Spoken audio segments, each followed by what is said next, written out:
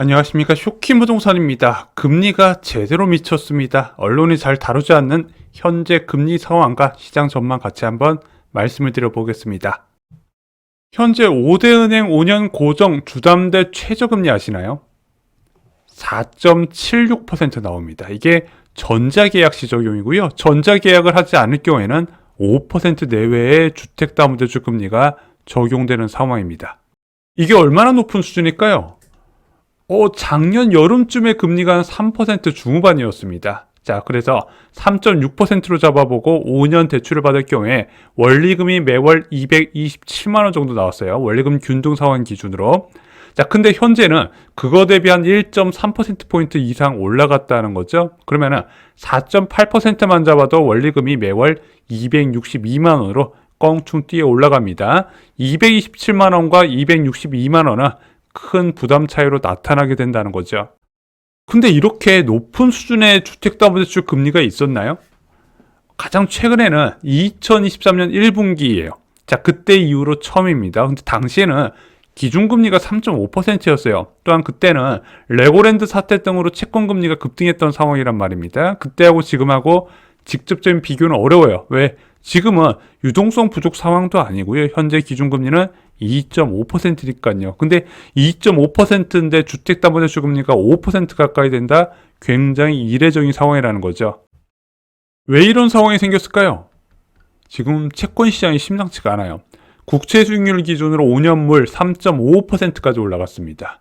매일 연중 최고치를 갈아치우고 있어요. 그래서 외환 시장하고 이제 그 주식 시장 보면은 오늘은 좀 수익률이 낮아졌겠지. 아니에요. 계속 올라가고 있습니다. 그래서 3.55까지 올라왔고요. 은행채 수익률은 3.83%까지 올라갔습니다. 작년 8월 대비 정확하게 1%포인트 더 높아졌어요. 국채 수익률이 높아진 이유 두 가지 좀 말씀드릴 수 있을 것 같아요. 첫 번째는 트럼프 대통령이 케빈 워시를 연준 의장으로 지명을 했습니다. 4명의 후보진이 있었죠. 그 4명의 후보진 중에서 가장 매파적인 성향을 띤 사람을 지명을 했다는 거예요. 자, 트럼프 대통령은 매일 최저금리를 강조했던 사람인데 막상 연준 의장으로 지명한 사람은 양쪽 하나의 과거에 반기도 들었었고 그렇게 적극적으로 금리를 인하할 것 같지 않았던 보수적인 사람을 지명했다는 것, 그것이 어느 정도 채권 금리에 좀 반영됐던 측면이 있었습니다. 그래서 양적 완화를 기대했는데 양적 긴축으로 들어가는 거 아니냐. 그래서 이제 위험자산도 많이 출렁거렸었죠. 자, 또 하나 이유는 무엇이냐? 이재명 정부의 확장적 재정 정책에 따른 채권 시장 경계감입니다. 그래서 지금 벚꽃 추경 가능성에 채권 발행량이 늘어날 것이다. 그래서 장기채 금리 좀 중심으로 해서 수익률이 많이 올라가는 흐름이 보이고 있어요. 그것이 주택담보대출 금리에도 같이 작용을 하고 있다는 거죠. 여기에 금융당국의 개입도 영향을 주고 있습니다. 자, 주택담보대출의 기준금리, 이제 채권 수익률이 올라가는 건 보셨을 거예요. 자, 여기에 가상금리하고 우대금리를 빼고 최종금리가 산출이 되는데 그 가상금리가 굉장히 높게 나오고 있습니다. 왜냐하면 금융당국에서 은행에 강하게 푸시하고 있어요. 자, 원래 연초에는 총량 규제가 어느 정도 풀리고 나서 다시 대출 한도가 들어오면서 좀 은행들이 자유롭게 영업할 수 있는 환경이 되거든요. 그래서 보통 한 2월 정도 되면은 대출 금리가 좀 떨어져야 돼요. 근데 지금 그렇지가 않다고 합니다. 금융당국에서 연초부터 계속 은행에다가 압박을 가하고 있다고 해요. 그래서 대출 한도는 리셋이 됐지만 가상금리는 여전히 높은 수준이다. 그래서 국채금리 상승 그리고 금융당국의 개입으로 높은 수준의 주택담보대출 금리가 유지되고 있다. 이렇게 보셔야 될 것 같아요. 여기에 이례적인 상황이 또 있어요. 기준금리 2.5%와 주택담보대출금리 4.7% 이런 상황에서도 주택가격이 계속 올라가고 있습니다. 서울 아파트값이 52주 연속 상승이었어요.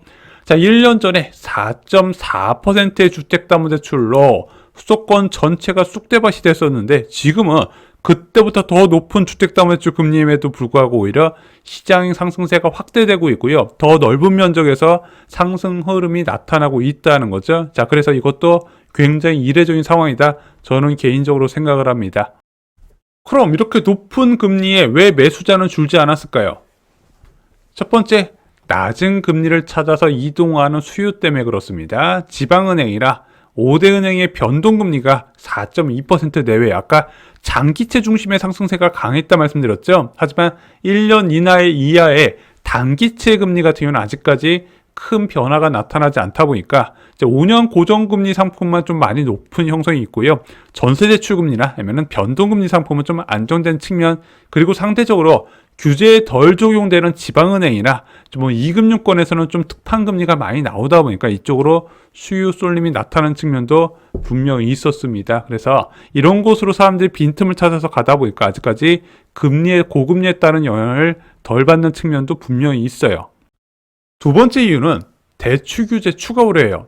자, 얼마 전에 국무총리가 이렇게 이야기를 했습니다. 부동산 기조 안 바뀐다. 수요 억제책 얼마든지 구사. 자, 그러면 현재 부동산 시장이 과열되면 추가적으로 대출 규제가 나올 수 있다는 우려가 있다는 거죠. 자, 627 대책, 1015 대책 모두 다 대출 한도를 줄이다 보니까 일부 사람들이 내 집 마련에 실패하는 경우가 생겨버린 거예요.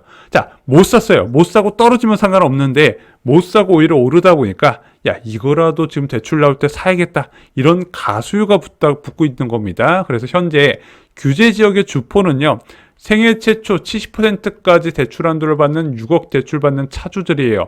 자, 이 사람들이 열심히 집을 대출받아서 집을 사고 있는데 여기서 대출을 더 줄이면 어쩌냐, 이런 불안감 때문에 금리와 상관없이 일단은 어떻게든 선점하고 있다는 거죠. 그래서 덜 오른 지역이 계속해서 수요가 늘어나는 측면이 보이고 있어요. 다만 일시적인 조정 가능성도 제기가 되고 있습니다. 현재 양도소득세 중과 회피 매물이 출현하고 있죠. 그래서 전체적으로 눈에 띄게 매물수가 늘어났어요. 뭐 매물이 하나도 없던 단지들도 있었는데 거기서 계속 나오는 흐름이 보이고 있습니다. 여기에 보유세 강화 전망에 따른 고가 아파트 급매가 계속 쏟아지고 있어요. 그래서 현재 30억 초과 아파트 기준만 딱 보면은 확실히 조정장에 들어간 게 눈에 띕니다. 그래서 급매가 계속해서 나오고요. 조정도 다연시되는 분위기입니다. 저희가 멤버십 영상에서 자세히 정리드리고 있어요. 그래서 그런 급매를 잡기 위해서 20억대 아파트도 싸게 팔고 좀 갈아탈 가능성, 그리고 이 20억대 아파트를 잡기 위해서 10억대 아파트도 싸게 팔고 갈아탈 이런 연쇄적인 효과도 기대할 수 있다는 부분입니다. 그래서 5월 9일까지는 이런 변동성이 분명히 있을 거예요. 마지막으로 대출금리가 계속 올라가는데 이게 아직 완전히 다 채권 시장이 다 주택담보대출 금리에 다 반영은 된 건 아니거든요. 그래서 그런 것까지 고민해서 보면은 일시적인 조정 가능성도 있겠다 체크를 하시는 게 좋을 것 같습니다.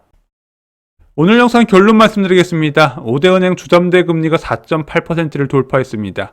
국채시장 불안으로 주담대 금리 추가 상승이 우려가 되고 있어요.